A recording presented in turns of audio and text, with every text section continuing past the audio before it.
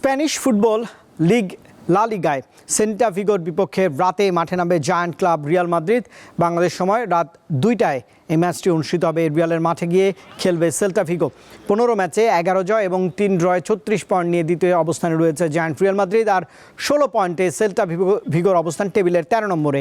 দানি কারভাহালের পর Trent Alexander Arnold চোটের জন্য মাঠের বাইরে যাওয়ায় সেল্টা ভিগোর বিপক্ষে রাইট ব্যাক হিসেবে কাকে খেলাবেন তা নিয়েই ভাবছেন রিয়াল কোচ আলানসো।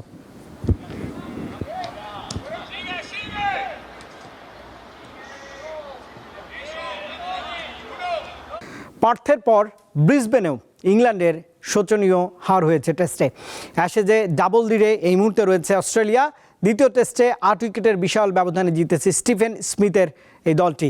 177 রানে পিছিয়ে থেকে দ্বিতীয় ইনিংসে ব্যাটিংয়ে নামে স্বাগতিক ইংল্যান্ড। তৃতীয় দিনের শেষ সেশনে 128 রানে 6 উইকেট হারানোর পর মূলত হার দেখে ফেলেছে সফরকারীরা। তবে চতুর্থ দিনে এসে লড়াই করেছেন অধিনায়ক বেন স্টোকস এবং জ্যাক ক্রাউলি। সকালের সেশনে মাটি কামড়েছিলেন দুজনেই। চলতি সিরিজে প্রথমবারের মতো এক সেশনে উইকেট হারায়নি কোনো দল। দ্বিতীয় সেশনেও লড়াই করেছেন বেন স্টোকস এবং জ্যাক ক্রাউলি। তবে ক্রাউলের বিদায়ে ভাঙে তাদের 220 বলে 96 রানের জুটি। হাফ সেঞ্চুরি করে আউট হয়েছেন অধিনায়ক বেন স্টোকস। 241 রানে অল আউট হয় ইংলিশরা। অস্ট্রেলিয়ার সামনে লক্ষ্য দাঁড়ায় মাত্র 65 রানের। নাসের নেন সর্বোচ্চ 5টি উইকেট, জবাবে 2 উইকেট হারিয়ে লক্ষ্যে পৌঁছে যায় স্বাগতিক অস্ট্রেলিয়া।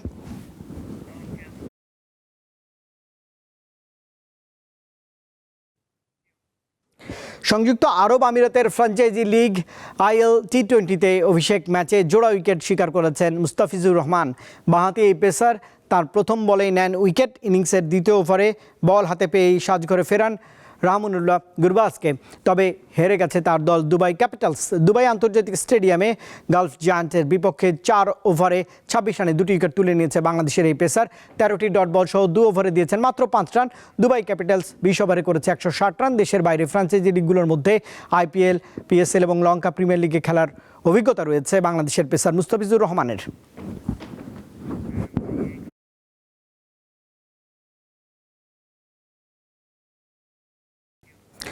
যুব বিশ্বকাপ হকিতে স্থান নির্ধারণী পর্বে দক্ষিণ কোরিয়াকে 5-3 গোলে হারিয়েছে বাংলাদেশ। ভারতের মাদুরাইয়ে বাংলাদেশের হয়ে হ্যাট্রিক করেছেন আমিরুল ইসলাম। ম্যাচের 20 মিনিটের মধ্যে লিগের জোড়া গোলে এগিয়ে যায় কোরিয়া। এরপরই শুরু হয় আমিনুল শো।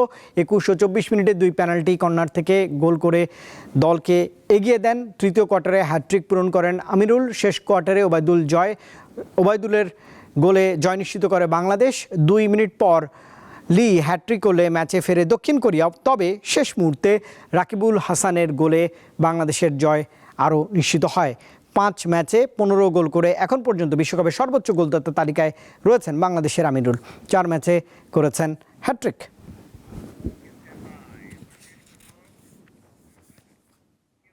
দর্শক, এই ছিল আজকের মতো দীপ্ত স্পোর্টসের আয়োজনে। দেশ বিদেশের খেলাধুলার আরও খবর পেতে দীপ্ত স্পোর্টসের সঙ্গেই থাকুন আর চোখ রাখুন দীপ্ত টেলিভিশনের ডিজিটাল প্ল্যাটফর্মগুলোতে।